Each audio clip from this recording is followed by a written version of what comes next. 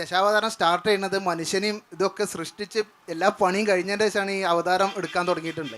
അതിൻ്റെ മുന്നേ എല്ലാ ജീവികളും ഇവിടെ ഉണ്ട്. ഇപ്പോൾ ഈ മത്സ്യാവതാരം തന്നെ ഈ വേദങ്ങൾ സമുദ്രത്തിൻ്റെ അടിയിൽ നിന്ന് പൊക്കി കൊണ്ടുവരാൻ വേണ്ടിയിട്ട് എടുത്ത അവതാരമാണ്. അപ്പോൾ അതിൻ്റെ മുന്നേ പുസ്തകവും മനുഷ്യനും എല്ലാ ജീവികളും ഇവിടെ ഉണ്ട് എന്നുള്ളതാണ്. അപ്പോൾ അതൊരിക്കലും പരിണാമവുമായി ഒത്തുപോകുന്ന കാര്യമില്ല. പക്ഷെ എനിക്ക് ചോദിക്കാനുള്ള വേറെ കാര്യമാണ്, ഈ മനുഷ്യനെ കളിമണ്ണിൽ നിന്നാണ് സൃഷ്ടിച്ചത് എന്ന് പറയുന്നുണ്ട്. അപ്പോൾ മനുഷ്യ ശരീരത്തിൽ ഇപ്പോൾ കളിമണ്ണിലുള്ള കുറേ മൂലകങ്ങളൊക്കെ മനുഷ്യ ശരീരത്തിൽ ഇപ്പോൾ കാണുന്നുണ്ട്. അപ്പോൾ അതിനൊരു ശാസ്ത്രീയ വശം ഉണ്ട് എന്നുള്ളൊരു കാര്യം നമ്മൾ കണ്ടെത്തിയിട്ടുണ്ട്. അപ്പോൾ അതുമായി ബന്ധപ്പെട്ട്, അതായത് ദശാവതാരം തെറ്റാണെന്ന് ഇപ്പോൾ നമുക്ക് കോമൺ സെൻസ് ഉപയോഗിച്ചറിയാം. പക്ഷേ ഈ കളിമണ്ണിൽ നിന്നാണ് സൃഷ്ടിച്ചത് എന്നുള്ളത് ഇതുവരെയായിട്ട് തെറ്റാണെന്ന് തെളിയിക്കപ്പെട്ടിട്ടില്ല. അപ്പോൾ അത് ഇപ്പോൾ നിങ്ങളെ ഈ ഒരു പരിണാമം ശരിയാണെങ്കിൽ അത് ശരിയാവില്ലല്ലോ. അപ്പോൾ രണ്ടും കൂടി എങ്ങനെ ഒത്തുപോകും? അതൊരു കോൺട്രഡിക്ഷൻ ഉണ്ടല്ലോ, അതൊന്ന് വിശദീകരിക്കാൻ പറ്റും. അല്ല, ഈ പ്രപഞ്ചത്തിൽ കാണുന്ന വസ്തുക്കളെല്ലാം നമ്മുടെ ശരീരത്തിലുണ്ട് എന്ന് പറയുന്നതിൽ തെറ്റില്ലെന്നാണ് എൻ്റെ അഭിപ്രായം. കാര്യം എന്ന് വെച്ച് കഴിഞ്ഞാൽ പ്രപഞ്ചത്തിൽ കാണുന്ന വസ്തുക്കളൊക്കെ തന്നെ നമ്മുടെ കാണുകയുള്ളൂ. നമ്മൾ മരിച്ചു കഴിഞ്ഞാലും പ്രപഞ്ചത്തിലുള്ള വസ്തുക്കളായിട്ട് തിരിച്ച് ഡിസിൻറ്റഗ്രേറ്റ് ചെയ്ത് പോവുക എന്ന് പറയുന്ന കാര്യം തന്നെയാണ് അവിടെ സംഭവിക്കുന്നത്. പക്ഷെ അതും പരിണാമമായിട്ട് യാതൊരു ബന്ധമുള്ളൊരു കാര്യമല്ല. സത്യത്തിൽ അത് പരിണാമത്തെ മാത്രമല്ല, ഈശ്വരൻ്റെ അസ്തിത്വത്തെ തന്നെ തകർക്കുന്നൊരു വാദമാണ്. കാരണം യഥാർത്ഥത്തിൽ ഈ ഭൂമിയും ഇതൊക്കെ ഉണ്ടാക്കി മനുഷ്യനെ സ്പെഷ്യലായിട്ട് ഉണ്ടാക്കി എന്ന് പറയുമ്പോൾ, മനുഷ്യനിൽ ഈ ഭൂമിയിലോ ഈ പ്രപഞ്ചത്തിലോ കാണാത്ത ഏതെങ്കിലും ഒരു എലമെൻ്റ് ഉണ്ടെങ്കിലല്ലേ അത് കുറച്ചുകൂടി ദൈവികമാവുക. ഇതിപ്പോൾ എല്ലായിടത്തും കാണുന്ന സാധനം ഇതിനുണ്ട് എന്ന് പറയുമ്പോൾ, അപ്പോൾ അതിൻ്റെ അർത്ഥം എന്താണ്? We are part of this. അത്രയേ ഉള്ളൂ ഇതിനെ വരുന്നത്. ഏറ്റവും പെർഫെക്റ്റ് ആയിട്ടാണ് മനുഷ്യനെ സൃഷ്ടിച്ചത് എന്നാണ് പറയുന്നത്, അല്ലേ? ഖലഖൽ എക്സെപ്റ്റ് തുമ്പ്. ഓക്കെ. അപ്പം ഏറ്റവും പെർഫെക്റ്റ് ആയിട്ട് നമ്മളെ സൃഷ്ടിക്കുമ്പോഴത്തേക്കും നമ്മൾ ഈ പ്രോബ്ലമാറ്റിക് ആയിട്ടുള്ള പ്രശ്നങ്ങളൊന്നും ഉണ്ടാകാൻ പാടില്ല. പിന്നീട് പിൽക്കാലത്തിൽ അസുഖങ്ങൾ വർദ്ധിപ്പിക്കാൻ വേണ്ടിയുള്ള സൂചനകൾ ശരീരത്തിൽ ഇങ്ങനെ നേരത്തെ പ്ലാൻ ചെയ്ത് വെക്കാൻ പാടില്ല. അത് പരിണാമത്തിൻ്റെ വളരെ നല്ലൊരു തെളിവും കൂടിയാണ്. നമ്മൾ ഇപ്പം ഞാൻ സംസാരിക്കുന്നു, എൻ്റെ ശബ്ദം പുറത്തേക്ക് നല്ല ഉച്ചത്തിലുള്ള ശബ്ദമായി മാറാനായിട്ട്, മൈക്കിൻ്റെ കാര്യമല്ല ഞാൻ ഉദ്ദേശിക്കുന്നത്, സാധാരണഗതിയിൽ സംസാരിക്കുമ്പോൾ എൻ്റെ ലങ്സിലുള്ള അല്ലെങ്കിൽ ശ്വാസകോശത്തിലുള്ള വായു വന്ന് എൻ്റെ തൊണ്ടയിലുള്ള വോക്കൽ കോഡ്സ് എന്ന് പറയുന്നതിനെ വൈബ്രേറ്റ് ചെയ്യുമ്പോഴുള്ള ശബ്ദമാണ് പുറത്തേക്ക് വരുന്നത്. അപ്പോൾ അതിനെ ആംപ്ലിഫൈ ചെയ്യാൻ സഹായിക്കുന്നത് നമ്മുടെ സ്കള്ളിലുള്ള അല്ലെങ്കിൽ തലയോട്ടിയിലുള്ള 8 സൈനസുകളാണ്. സൈനസ് എന്ന് പറഞ്ഞു കഴിഞ്ഞാൽ ദ്വാരങ്ങളെന്ന് വേണമെങ്കിൽ പറയാം. അത് കൂടുതലും ഈ ഭാഗത്തുള്ള മാക്സിലറി സൈനസ് എന്നാണ് എൻ്റെ ടെക്നിക്കൽ ടേം. ഞാൻ അത് പറയുന്നത് നിങ്ങൾക്ക് വേണമെങ്കിൽ ഗൂഗിൾ ചെയ്ത് നോക്കാം, എൻ്റെ ചിത്രം എടുത്ത് കാണാൻ വേണ്ടിയിട്ടാണ്. അപ്പോൾ ഈ ഭാഗത്തും ഈ ഭാഗത്തുമുള്ള 2 ദ്വാരങ്ങളാണ്. ഈ ദ്വാരങ്ങൾ 4 കാലിൽ നടക്കുന്ന ജീവിക്കാണെങ്കിൽ എങ്ങനെയായിരിക്കും എന്ന് നിങ്ങളൊന്ന് ഇമാജിൻ ചെയ്ത് നോക്കുക. ഒരു സ്ക്വയർ ആയിട്ടുള്ള ഒരു സാധനമാണ്, അതിൻ്റെ ഈ ഭാഗത്തായിട്ട്, ഈ ഫ്രണ്ടിലുള്ള ഭാഗത്തായിട്ടാണ് ആ ദ്വാരം. പക്ഷേ ക്രമേണ ആൾക്കുരങ്ങുകളുടെ കാലം എത്തിയപ്പോൾ അവിടെയുള്ള ഒരു അഡ്വാൻറ്റേജ് എന്ന് പറഞ്ഞാൽ 2 കാലിൽ എണീറ്റ് നിൽക്കുന്നതാണ് അവരുടെ ഒരു ബേസിക് സ്വഭാവം. കൈകൾ ഫ്രീ ആയി ഉപകരണങ്ങൾ ഉപയോഗിക്കാൻ പറ്റുന്ന രീതിയിലേക്ക് മാറിയിട്ടുണ്ട്. അപ്പം നിവർന്ന് നിൽക്കുമ്പോൾ ഉണ്ടാകുന്ന പ്രശ്നങ്ങളാണ്, അതിൽ പ്രധാന പ്രശ്നമാണ് ഈ സൈനസിൻ്റെ പ്രശ്നം. നിങ്ങൾ വീട്ടിലൊരു ബാത്റൂം പണിയുകയാണ്. ബാത്റൂമിൻ്റെ വെള്ളം ഒലിച്ചു പോകാനായിട്ട് നിങ്ങൾ താഴെയാണ് ഒരു ദ്വാരം ഉണ്ടാക്കുന്നത്, വെള്ളം സ്വാഭാവികമായിട്ട് ഒലിച്ചു പോകാനായിട്ട്.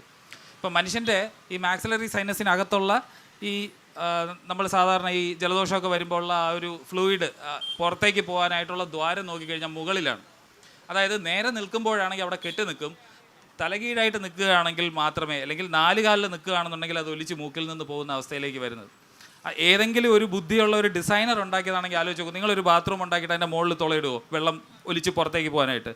അത് വളരെ വ്യക്തമായിട്ട് നിങ്ങൾക്ക് ആ ചിത്രം നോക്കിയാൽ മനസ്സിലാവും. മാത്രമല്ല 4 കാലിൽ നിൽക്കുന്ന ഒരു ജീവി 2 കാലിൽ നിൽക്കുമ്പോൾ വരുന്ന കുറേ പ്രശ്നങ്ങളുണ്ട്. ഒന്ന്, നിങ്ങൾ ശ്രദ്ധിച്ചറിയാം, ബാക്കി നിങ്ങൾ ഈ വയനാട് ചുരത്തിലൊക്കെ കാണുന്ന കുരങ്ങന്മാർ നമ്മളും തമ്മിൽ കമ്പയർ ചെയ്യുമ്പോൾ 4 കാലിൽ നടക്കുന്ന ജീവിക്ക് ഏതാണ്ട് പിന്നിലായിട്ടാണ് ഈ താഴോട്ടുള്ള വെർട്ടിബ്ര അല്ലെങ്കിൽ നട്ടല് വന്ന് കയറാനുള്ള ദ്വാരം എന്ന് കാണാം, തലയുടെ പുറകിലായിട്ട് വരും. അപ്പോൾ അങ്ങനെയുള്ളൊരു ജീവി എഴുന്നേറ്റ് നിൽക്കുകയാണെന്നുണ്ടെങ്കിൽ എന്ത് സംഭവിക്കും? ആകാശത്തോട്ട് നോക്കിയായിരിക്കും ഇരിക്കുന്നത്. അപ്പോൾ അതിനെ മാറ്റാനായിട്ട് മുന്നേക്ക് നോക്കണം എന്നുണ്ടെങ്കിൽ എന്ത് ചെയ്യണം? തലയുടെ താഴത്തേക്ക് ആ നട്ടല് വന്ന് കണക്ട് ചെയ്യണം. അപ്പോൾ അത് ക്രമേണ മാറി മാറി വരുന്നത് നമുക്ക് ഫോസിലുകളിൽ കാണാൻ കഴിയും.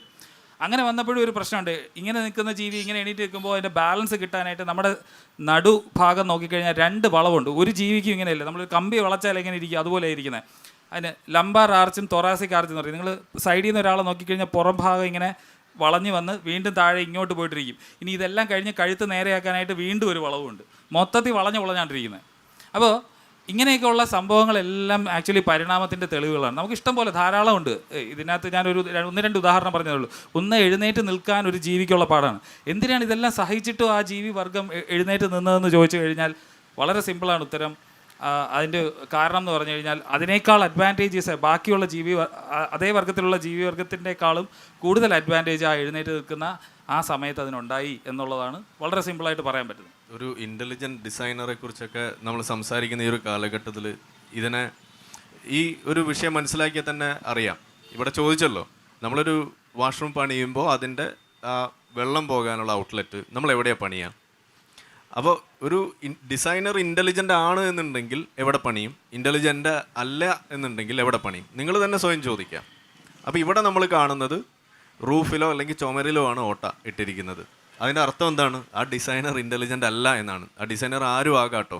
ഓക്കെ, അല്ല, അതിൽ ഒരു സംശയം, ഒരു പക്ഷേ പ്രേക്ഷകർ ചോദിക്കാൻ സാധ്യതയുള്ള ഒരു സംശയം, ഒരു ഡിസൈനർ ആവട്ടെ അല്ലെങ്കിൽ ദൈവമാവട്ടെ ആരുമാവട്ടെ മനുഷ്യനെ പരിപൂർണ സൃഷ്ടിയായിട്ട് ഇങ്ങോട്ട് ഇറക്കി വിട്ട് കഴിഞ്ഞാൽ, അതായത് എല്ലാ ആരോഗ്യ പ്രവർത്തനങ്ങളും ശുദ്ധമായിട്ട് നടക്കുക, ഒരു അസുഖവും വരാത്ത പൂർണ്ണാരോഗ്യവാനായി ജനിച്ച് പൂർണ്ണാരോഗ്യവാനായി ജീവിച്ച് പൂർണ്ണാരോഗ്യവാനായി വേദനയില്ലാതെ മരിക്കുന്ന ഒരു മനുഷ്യനെ എല്ലാ രീതിയിലുള്ള സുഖസൗകര്യങ്ങളും നൽകി മതമോ ജാതിയോ ഒന്നും ഉണ്ടാക്കാതെ എല്ലാവർക്കും തൊഴിലും എല്ലാവർക്കും ഭക്ഷണവും എല്ലാവർക്കും സമത്വവുമുള്ള വേദനകളില്ലാത്ത ഒരു ലോകത്തെ പരിപൂർണമായി സൃഷ്ടിച്ചാൽ പിന്നെ സൃഷ്ടിച്ച ആൾക്ക് പിന്നെ എന്താണ് ചെയ്യാനുള്ളത്? ആ ആളുടെ ഐഡൻറ്റിറ്റിയെ ചോദ്യം ചെയ്യുന്നതല്ലേ എന്ന് വന്നാൽ എന്താണ് മറുപടി പറയുക?